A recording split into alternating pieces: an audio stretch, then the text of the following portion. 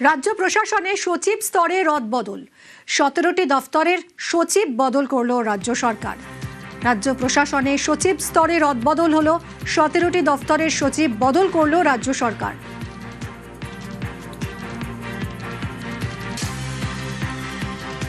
সতেরোটি দফতরের সচিব বদল হলো। সচিব স্তরে বড়সড় রদবদল। সোমরাজ আমাদের প্রতিনিধির সঙ্গে কথা বলবো। সোমরাজ, কোন কোন দফতরের এই বদল হলো, সচিব বদল? দেখো, গতকাল রাজের সচিব স্তরে এই রদবদল করা হয়েছে রাজ্য সরকারের তরফে। মূলত 17টি দপ্তরের সচিব স্তরে রদবদল করা হয়েছে।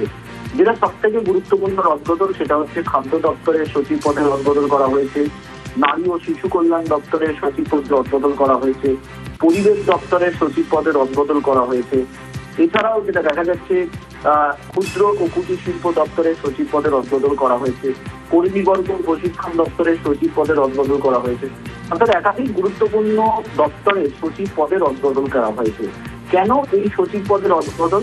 তুমি দেখেছিলে যে রাজ্যের মুখ্য সচিব মনোজ কুমার আগরওয়াল বিভিন্ন দপ্তরের সচিবদের নিয়ে রাজ্যের নয়া সরকার আসার পরই যখন বৈঠক করেছিলেন, তখন একটা বিষয় স্পষ্ট বলে দেওয়া হয়েছিল যে পারফরমেন্সের নিরিখে বিচার করা হবে। এবং দেখো, এক্ষেত্রেও দেখা যাচ্ছে বেশ কয়েকটি দপ্তরের ক্ষেত্রে এমনও রয়েছে যারা সচিব পদে ছিলেন তাদেরকে কোনো রদবদল করা হয়নি। যেমন স্বাস্থ্য দপ্তরের সচিব পদে কোনো রদবদল করা হয়নি, শিক্ষা দপ্তরের সচিব পদে কোনো রদবদল করা হয়নি। অর্থাৎ কয়েকটি দপ্তরের ক্ষেত্রে যেমন কোনো রদবদল করা হয়নি, তেমনি কয়েকটি দপ্তরের ক্ষেত্রে রদবদলও করা হয়েছে। এর আরো একটা কারণ, যেহেতু আজ থেকেই রাজ্য মন্ত্রিসভায় যারা শপথ নিয়েছিলেন তাদেরকে আজ দপ্তর বন্টন করে দেওয়া হয়েছে।